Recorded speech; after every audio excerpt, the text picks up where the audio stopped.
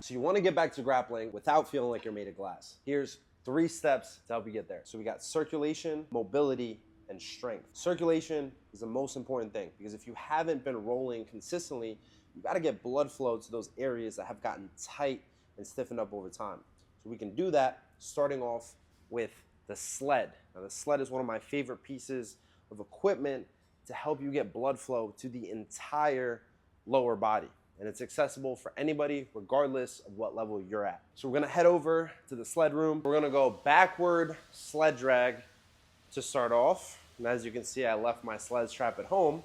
So this is why we're improvising using the bands here.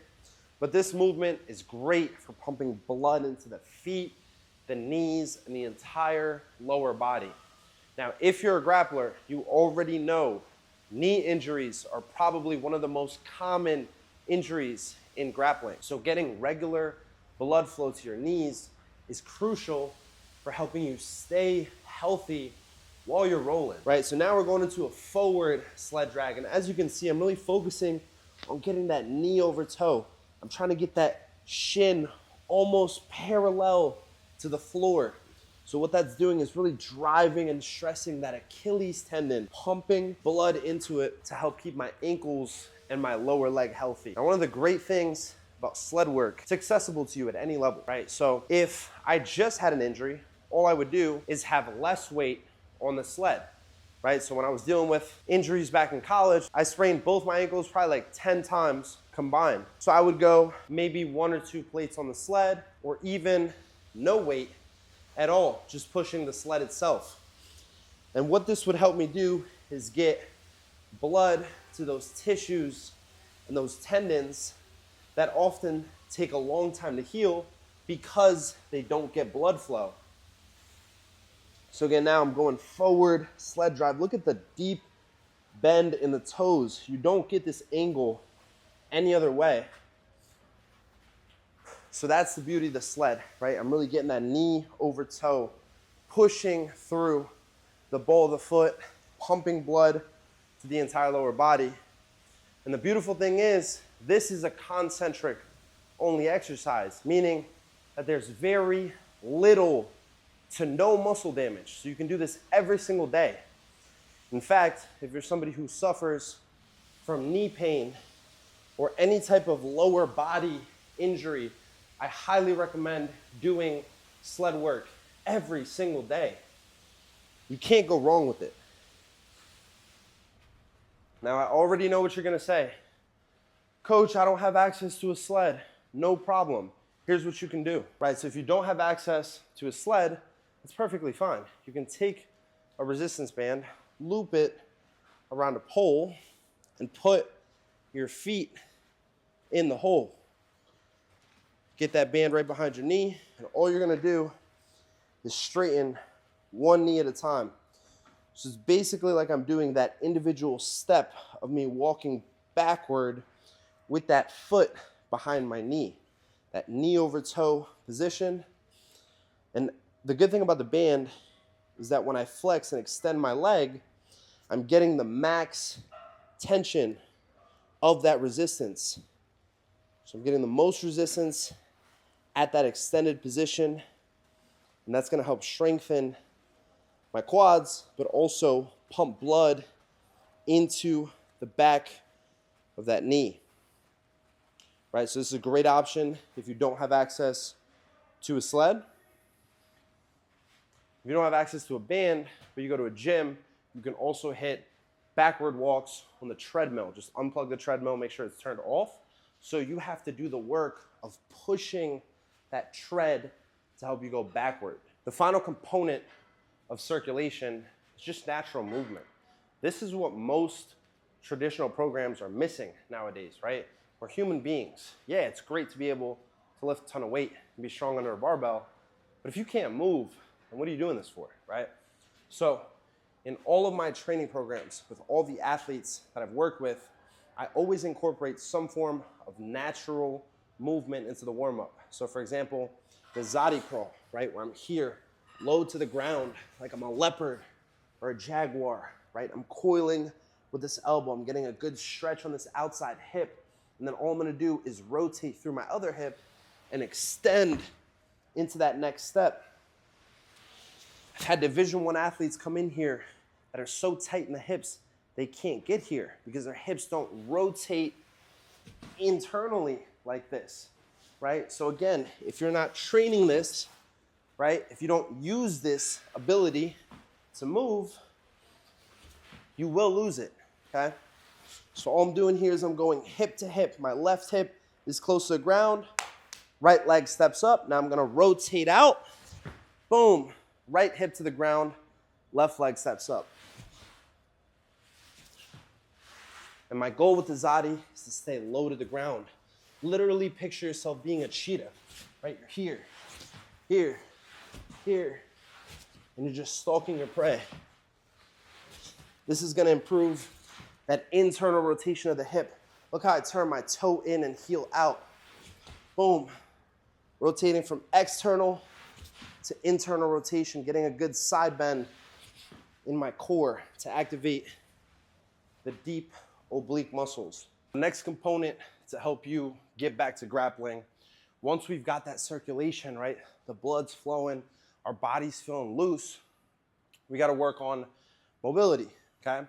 So this is gonna help us not only retain that range of motion, but also get strong in it. All right, so we can start with an exercise like the pigeon on an incline bench. The reason I love this exercise is because it helps to open up that outer hip, that piriformis muscle, okay?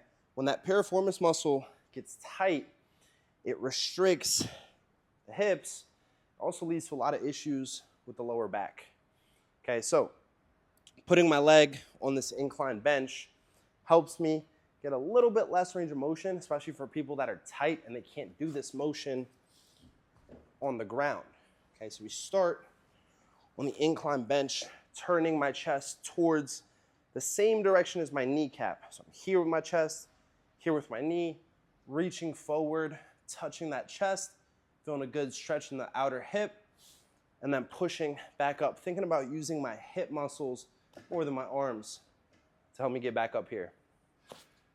I can also overload this exercise over time, right? If you're feeling like you're repping this out and it's easy for you, add weight. So you can hold the kettlebell, reach forward, press back up, and measurably strengthen that outer hip. Okay, now this translates directly into grappling because I need to be able to rotate my hips, right? Getting into a stance, my hips are rotated out. Right, and guard, right? I have to be able to rotate my hips. If my hips are tight, I'm gonna have a bad time grappling. If you don't have that level of mobility, and every time you're grappling and you're moving around on the mats, guess what? You're just cranking on your hip joints. It's gonna hurt. Once we've opened up the outer hip, we wanna address the rest of the hip joint. Okay, so we can work on the ATG split squat to open up the front of the hip, starting on an elevated surface like a bench and even using assistance. Now the focus here is to target the front of the hip. It's not so much the front leg as it is the back leg. Okay, so I'm squeezing the glute on this back leg, trying to keep this back knee as straight as possible, chest nice and tall. And when I squeeze the glute, I'm actually lengthening this hip flexor, the front of the hip.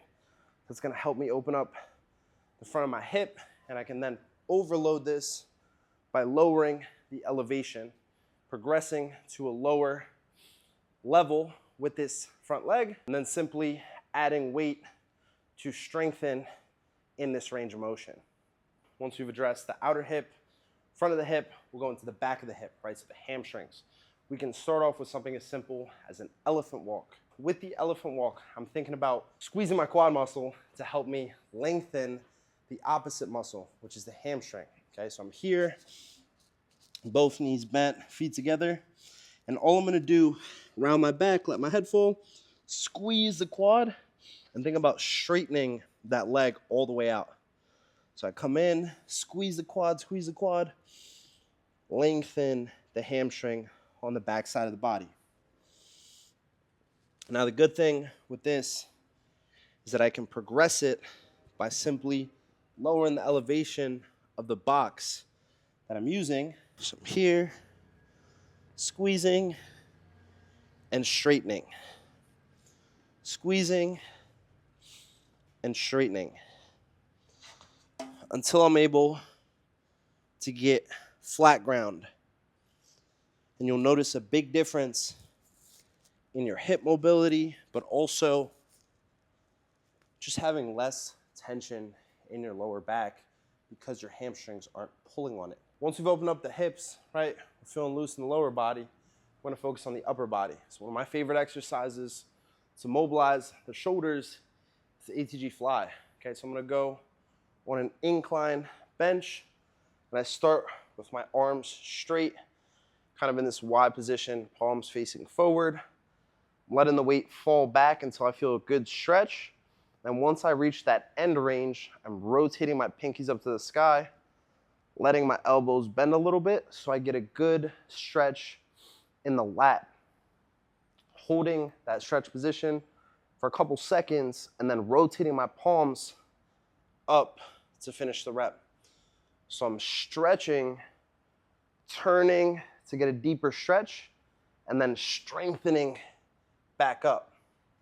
One more time, I'm going straight arms, opening up through the pecs and the chest, turning my pinkies up to the sky, getting a little bit more range of motion in my lats, and then strengthening back up. If you're someone who's had shoulder issues in the past, this is a great exercise to help open up the shoulder joint, releasing that tightness in the pecs and the lats to help your shoulder be able to rotate the way it's meant to.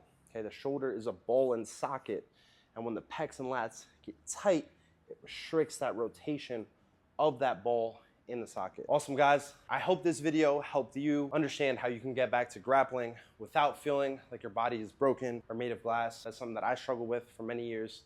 So I love being able to help people with this. Make sure you like, comment, subscribe. As always, stay weaponized.